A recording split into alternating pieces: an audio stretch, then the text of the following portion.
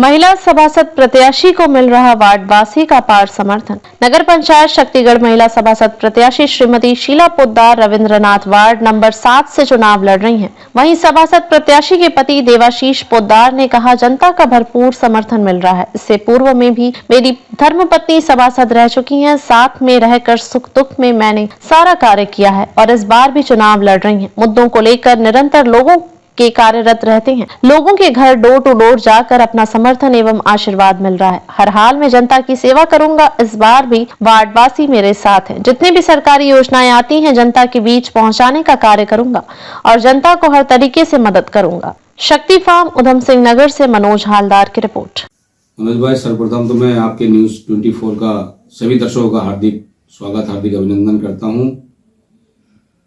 जैसा कि आपने अभी मुझसे सवाल पूछा कि मैं पूर्व में मेरी धर्मपत्नी श्रीमती शीला पोद्दार नगर पंचायत शक्तिगढ़ वार्ड नंबर 7 से सभासद रह चुकी है और इस बार भी वो महिला प्रत्याशी के रूप में मैदान में है।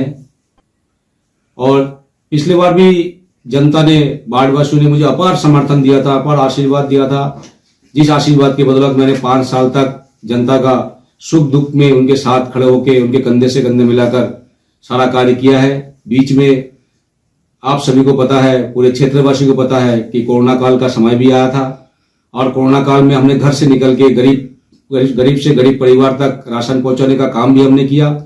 तब जो है कुछ कार्य में बाधा पड़ गया था नगर पंचायत में, जिस वजह से हम लोग कुछ काम कर नहीं पाए। उसके बाद हमारे बीच में जो हम उनको बिना याद करके नहीं रह सकते हैं, हमारे बीच में ऐसे व्यक्ति थे सुकांत ब्रह्म जी, जो नगर पंचायत शक्तिगढ़ के उस टाइम के नगर पंचायत अध्यक्ष थे।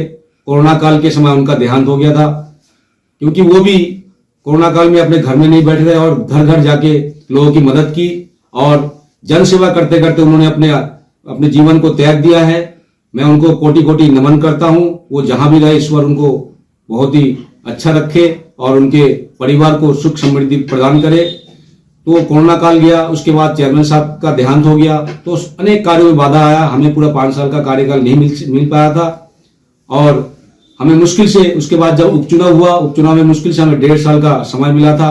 1.5 साल में हमने बहुत सारे कार्य किए हैं, रोड के काम किए, नाली बनवाए, लोगों को प्रधानमंत्री आवास की योजना दिलाए, हमने घर घर हमने नल लगवाया, लोगों के सुख दुख में हम जाके खड़े हुए, चाहे रात के 12 बजे हो, 1 बजे हो, तब जब भी हमें वार्डवासियों ने बुलाया। कोई वार्डवासी ऐसा नहीं कह सकता कि हमने सभासद को बुलाया और वो आया नहीं।